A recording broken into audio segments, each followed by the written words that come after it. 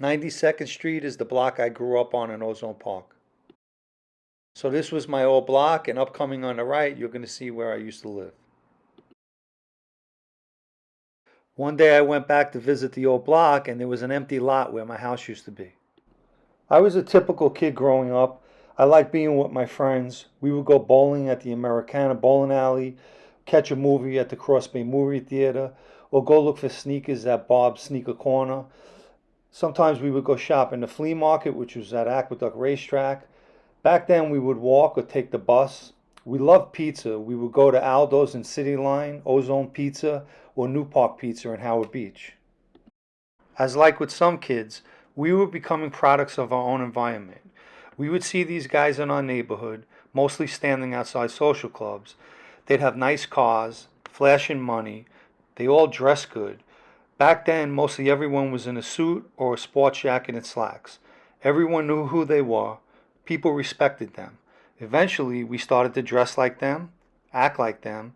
We even started to talk like them. Basically, we wanted to be them. We did witness the dark side of the life as well. We would always hear of someone getting killed or who got found in the trunk of a car that week. Bodies were dropping like flies back then. In our neighborhood, there were social clubs almost on every other block, but one of the most famous ones was the Bergen Hunt and Fish Club. This is 101st Avenue in Ozone Park, Queens, and coming up on the right-hand side, you're going to see what used to be John Gotti's club. It's not there no more, and I'll show it to you right about now. The following pictures are obviously John Gotti and his crew outside of his club, and John Gotti himself coming out of his club. Ciro Perone was a captain with the West Side. He had a club about 11 blocks away from the Bergen Hunt and Fish Club. This is 101st Avenue going the opposite way, and on the left-hand side you're going to see a guy with a yellow vest. That's Ciro Perone's club.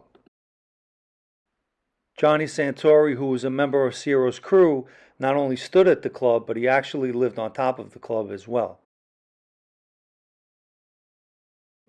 Another neighborhood club was owned by Jojo Scopo. He was a captain with the Colombo crime family. In 1993, a hit team laid on Jojo Scopo outside his house. Over 24 bullets were sprayed at his car. He died as a result of his injuries. Also in an area we called City Line was a club owned by Jojo Carrazzo. Jojo was a captain in the Gambino family. Vinny Asaro, a Banano captain, also had a club in our neighborhood as well. Although most guys had their social clubs in Ozone Park, they chose to live in Howard Beach. John Gotti lived in Howard Beach. Banano boss Joe Messino lived in Howard Beach. And Little Vicamuso, who's the Lucchese boss, also lived in Howard Beach. As anything else in life, the good times come with the bad. Either by word of mouth, if you turned on the news, or if you picked up a newspaper, someone else was getting arrested. If you think about it, there's really only one end result.